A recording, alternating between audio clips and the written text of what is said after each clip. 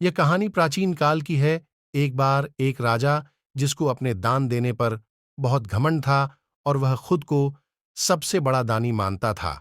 राजा जितना दान देता उतना ही उसका प्रचार करता, और वह जब भी किसी से मिलता या उसके राज्य में कोई अतिथि आता तो उसको अपने दान की बहुत बड़ी बड़ी कहानियां सुनाया करता, और खुद ही यह भी घोषित कर दिया करता कि इस पृथ्वी लोक पर वही है जो सबसे बड़ा दानी है। एक बार उनके राज्य में एक महान संत आए, और कुछ दिन पूरे राज्य का भ्रमण करने के बाद वह राजा से मिलने पहुंच गए। राजा ने उनको ढेर सारा दान देने की कोशिश की, पर उन्होंने यह कहकर मना कर दिया कि वह दान में केवल अन्न ग्रहण करते हैं, वह भी एक दिन का। राजा को यह बात सुनकर बड़ा आश्चर्य हुआ कि इस संसार में ऐसे भी लोग हैं जिनको मोह माया से किसी प्रकार का लोभ नहीं है, और वह केवल अपनी ही धुन में रहा करते हैं। राजा ने उन संत को अपने महल पर भोजन के लिए बुलाया और अपने दान की बातें फिर करने लगे। राजा की बातें सुनकर संत राजा की मनोदशा को अच्छे से भांप गए। भोजन के बाद राजा ने संत से पूछा, क्या आपने कभी मुझसे बड़ा दानी देखा है? संत ने मुस्कुराते हुए कहा, मैंने अनेक ऐसे लोग देखे हैं जो तुमसे बड़े दानी हैं। यह बात सुनकर राजा चौंक गया और संत से बोला, अगर ऐसा है तो चलो मुझे भी दिखाओ। मैं भी अपने से बड़े दानी को देखना चाहता हूं, और यह भी देखना चाहता हूं कि उसने दान में क्या क्या दिया। संत राजा को अपने साथ गांव की ओर ले गए। गांव में एक किसान अपनी फसल को खेत से घर ले जा रहा था। संत ने उस किसान से कहा कि मुझे अपने शिष्यों के भोजन के लिए आपकी फसल का आधा हिस्सा चाहिए। क्या आप मुझे यह दान में दे सकते हो? किसान ने मुस्कुराते हुए संत से कहा, आप जितना चाहो उतना ले जाइए। राजा ने अकड़ कर कहा, लगता है इस बार फसल बहुत अच्छी हुई है।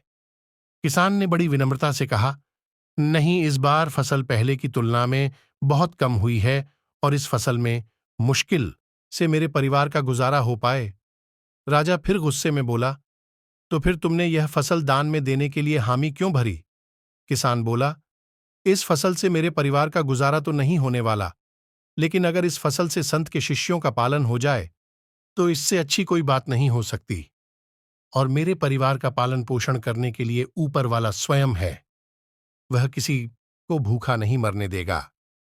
थोड़ा आगे चलकर संत एक फल बेचने वाले के पास राजा को ले जाते और उसे कहते हैं कि जो भी कमाई आज हुई है, क्या आप मुझे दे सकते हैं? इसको मैं धार्मिक काम में लगा दूंगा और आपके सारे परिवार का कल्याण होगा। फल वाला मुस्कुराते हुए बात मान जाता है और कहता है, अगर आपको कुछ और पैसों की जरूरत है तो मैं घर जाकर ले आता हूं, मेरा घर पास में ही है। राजा उस फल वाले से कहता है, तुमको बहुत मुनाफा हो रहा है, तभी तो तुम इतना मोटा पैसा दान में दे रहे हो। वह फल वाला विनम्रता से कहता है, नहीं श्रीमान, ऐसा कुछ भी नहीं है।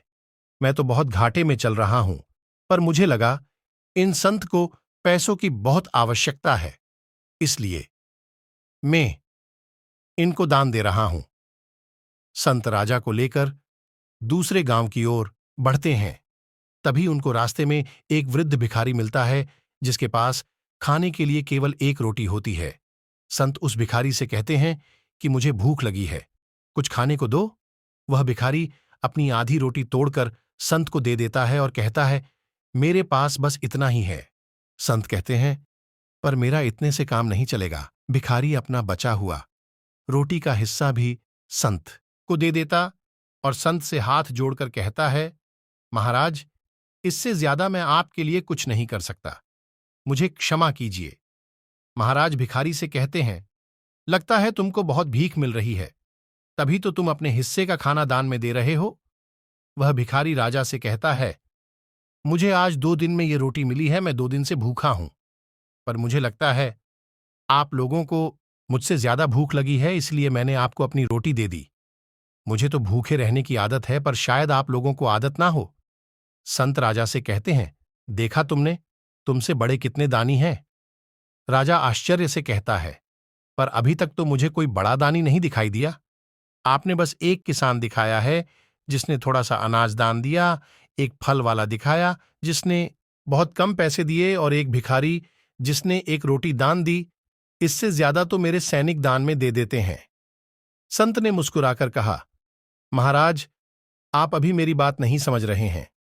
आप जो दान देते हैं वह दूसरों की कमाई का हिस्सा है, पर जो किसान ने दान दिया है वह अनाज उसने स्वयं उगाया और उसके पास जितना भी अनाज था उसमें से आधा हिस्सा उसने मुझे दान दिया। क्या तुमने कभी अपनी विरासत का आधा हिस्सा दान में दिया है? वह फल वाला जिसने अपने सारे पैसे दान में देने का निर्णय किया था, वह भी उसकी मेहनत की कमाई थी। क्या तुमने अपनी सारी दौलत कभी दान में दी है? क्या तुमने कभी अपना सारा भोजन दान में दिया और खुद भूखे रहे? संत की यह बातें सुनकर राजा का घमंड टूट गया। राजा को वह सच्चाई दिखाई दी जो अब तक उसने नहीं देखी थी।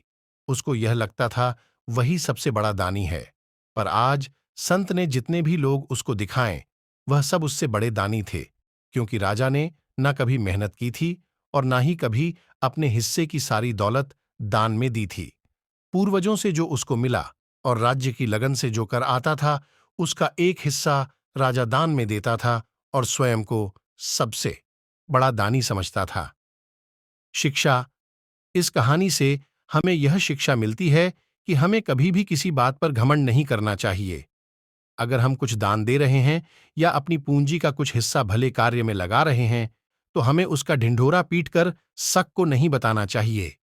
एक पुरानी कहावत में कहा गया है, असल दान वही है जो एक हाथ से देने पर दूसरे हाथ को पता ना लगे। वीडियो पसंद आए तो लाइक और नए हो तो चैनल को सब्सक्राइब जरूर करें और एक प्यारा सा कमेंट करें। धन्यवाद।